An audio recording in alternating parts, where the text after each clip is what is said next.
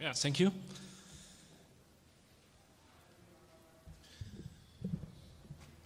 Okay, so yeah, happy to be here, open the business session.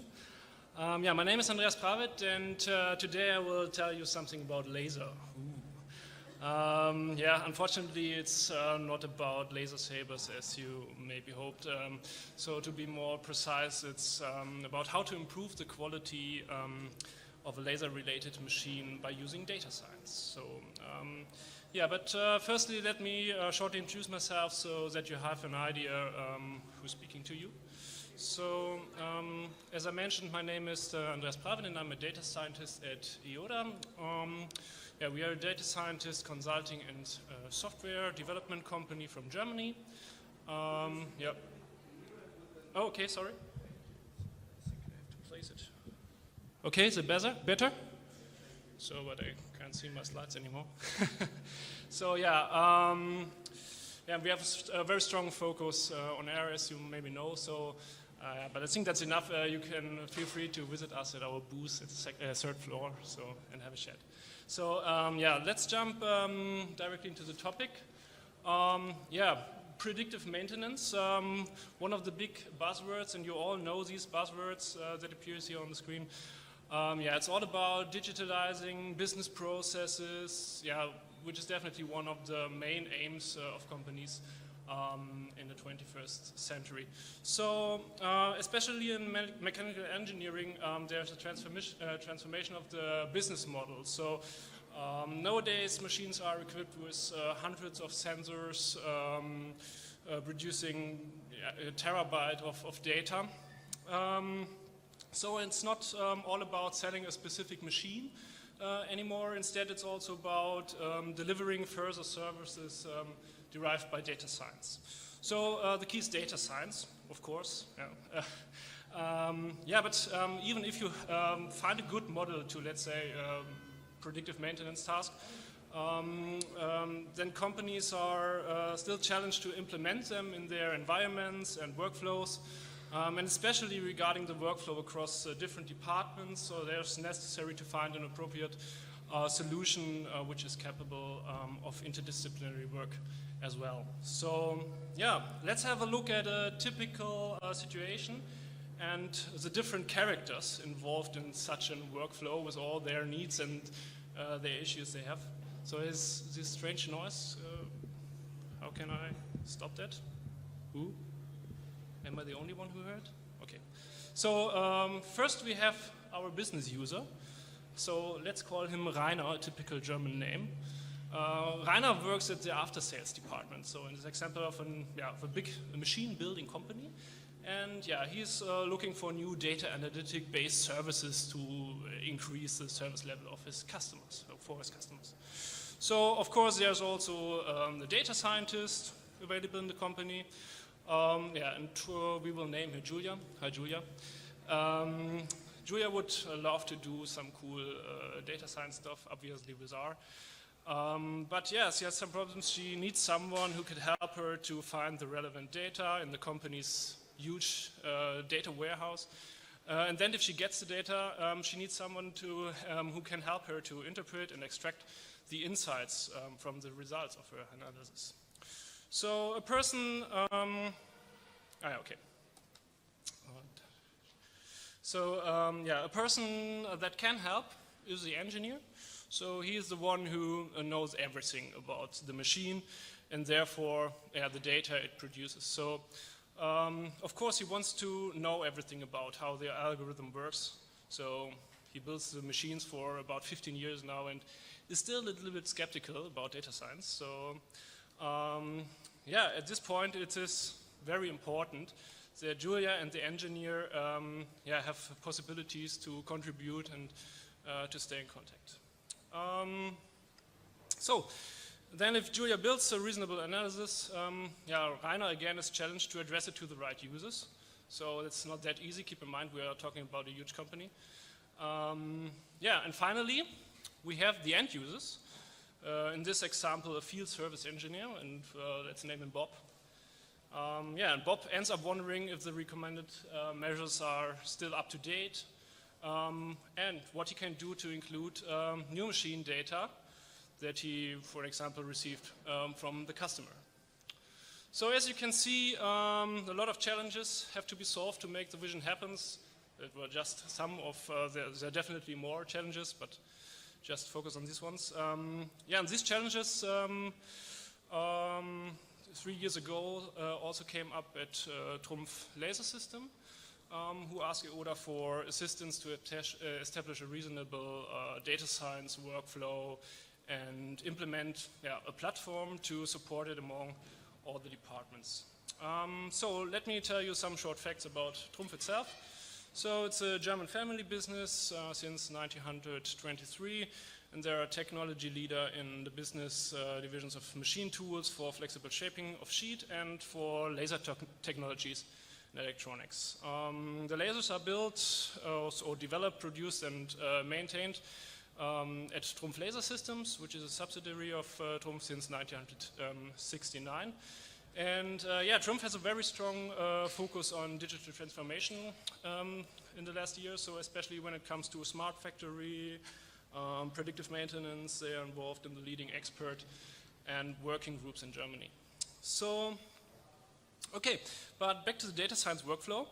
To help you better understand what the following slides are about and how the data science workflow at Trumpf Laser looks like today, I will give you a short explanation of the platform we developed together with Trumpf. Just very quick, it's the platform that's called Condition Monitoring Portal, or I will call it CMP from now on. It should support the data science workflow for all kind of user roles, as you can see in the above. Starting from selecting data, conducting analysis, visualizing and evaluating results. So as you can see, it's a server-client architecture based on Java with a JavaScript front end and a direct R integration. It's also directly connected to Trumpf's data warehouse itself. So, okay, so let's have a look at the workflow. To get the idea, I will illustrate a whole workflow with a concrete user story.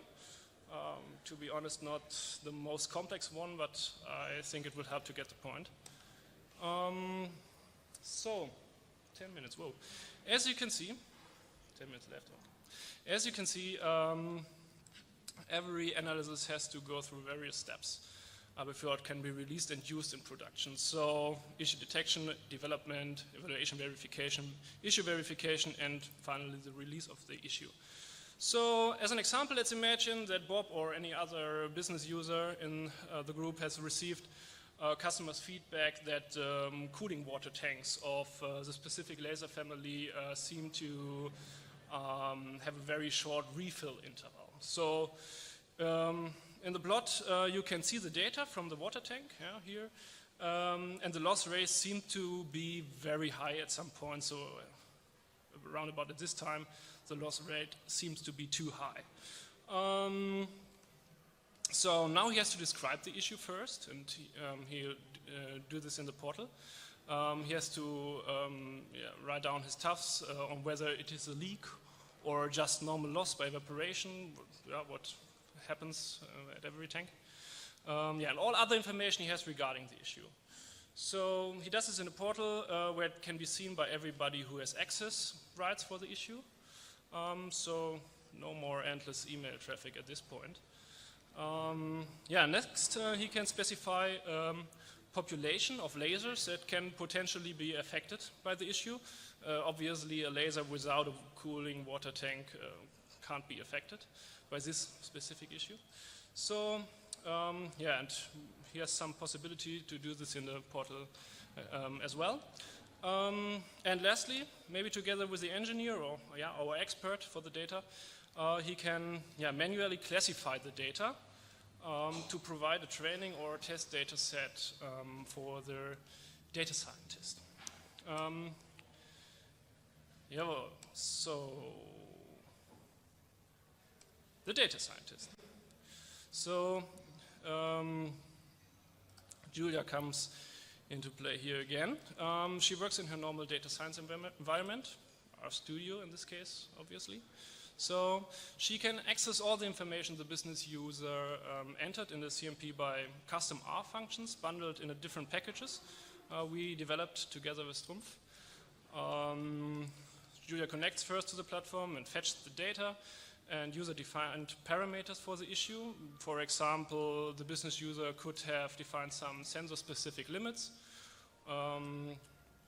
So and now she has everything she needs to set up an analysis. In this case, find anomalies in the water tank sensor data. For this, we again developed a set of base functions that are needed very often in this context, like segmenting the data by different events or pattern, or standard plotting functions to ensure that every plot created by Trumpf data scientist has a similar look and feel. We will see that later. Okay, so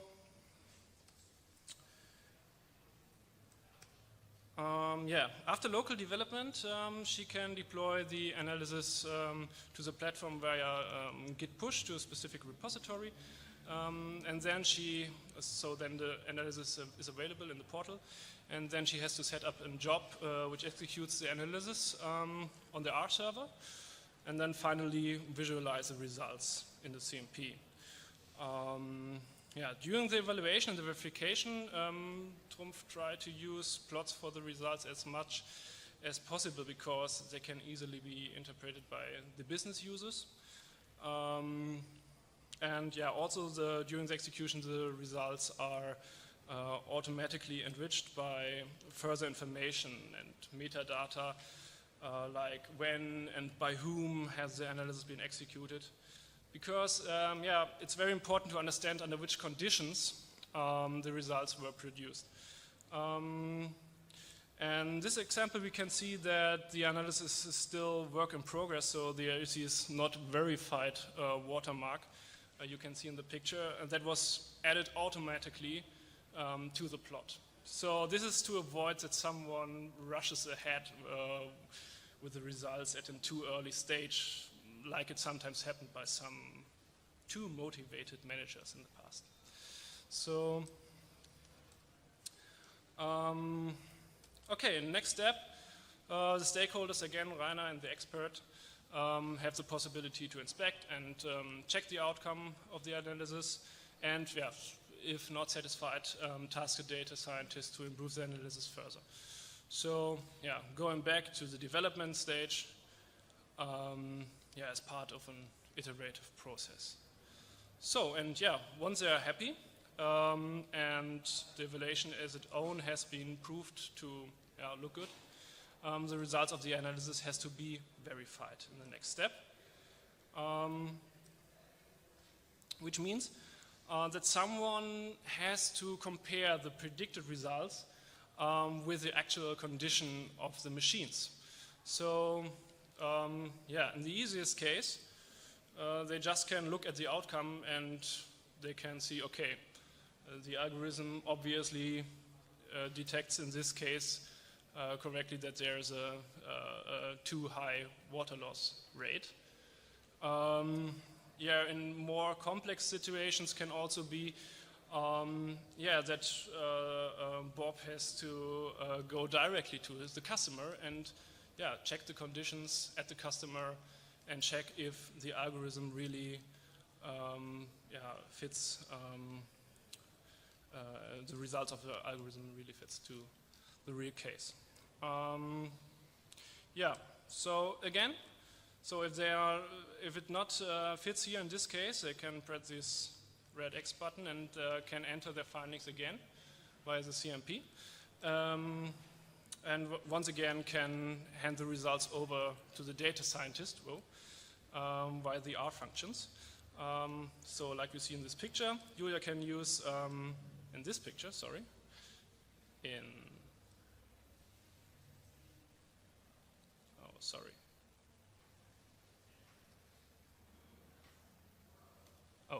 this picture. Julia can use this findings again, so she can via R get the results of the verification phase and then use it to improve the algorithm again. So,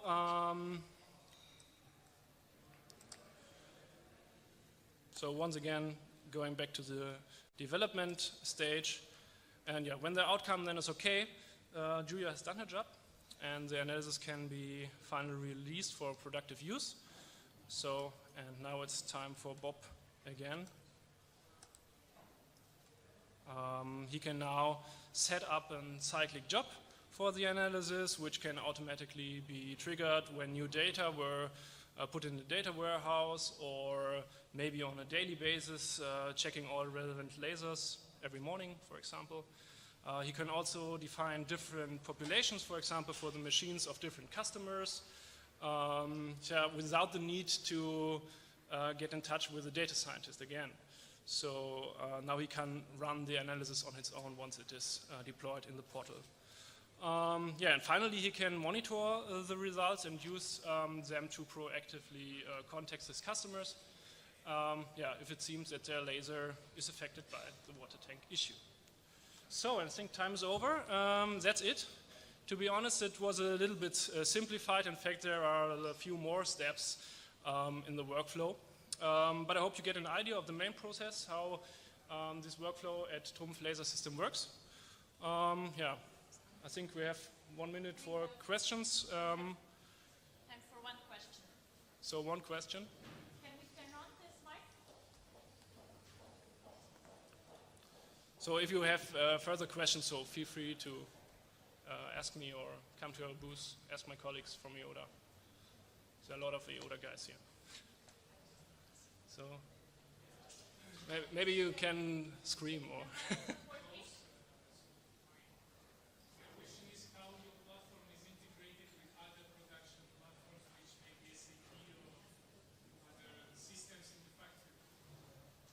Yes, the output of the analysis can also be imported to other systems. In this case, yes, SAP. And via the data warehouse, you can extract all the data from all the different systems.